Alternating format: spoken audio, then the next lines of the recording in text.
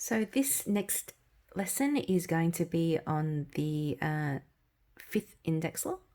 It's going to be on power distribution. So what do I mean by power distribution? It actually is in fact very similar to law number 3.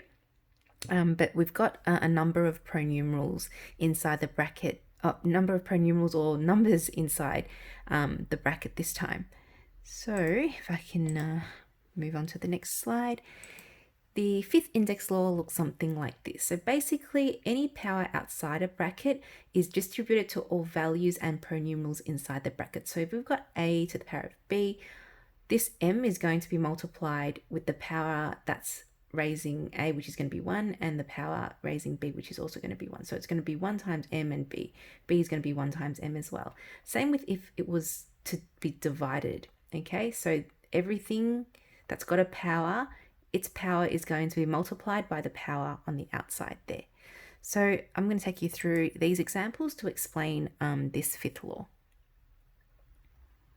So looking at this first one here, we're going to distribute this power of 3 into our 5 and into our b. So remember, 5 and b are both raised to the power of 1. So all we do is multiply 1 with the power on the outside. So the first one we have for the 5, it's going to be 5 to the power of 3 and b to the power of 3. They're both raised to the power of 3.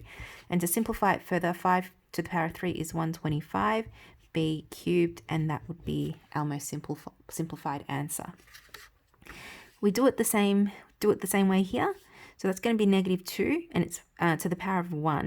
We're going to multiply it with what's outside, which is 4. So we're going to have negative 2 raised to the power of 4. I'm just going to put a bracket to show you that we're also including the negative as part of it as well. Then we have x 3 times 4 raised to the power of 12, and then y is the power of 1, so it's going to be 1 times 4, that's going to be 4. Now 2 to the power of 4 is the same as negative 2 times negative 2 times negative 2 times negative 2. 2 2s are 4, 4 2s are 8, 8 2s are 16. So we're going to get 16, and it's going to be a positive 16 because the negatives will cancel out. So anytime you raise a negative number by an even number, you're going to get a positive answer. And if it's an odd number, so if you raise a negative number with an odd power, you're going to get a negative value. Okay, so this is going to be 16x to the power of 12, y to the power of 4. Down here, we're going to distribute the cube into 6 and b. So this is going to be 6 cubed over b cubed. 6 sixes are 36. And 36 times 6 is 216. So we've got 216 b cubed. Down here, once again, we're going to distribute the power of 4 into everything with a power on the inside. So let's start off with the top. We've got negative 2. That's going to be raised to the power of 4. We've got a squared raised to the power of 4. That's going to be a to the power of 8. We multiply the powers over 3 to the power of 4.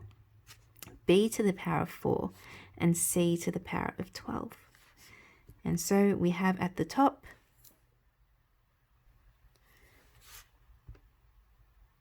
positive 16,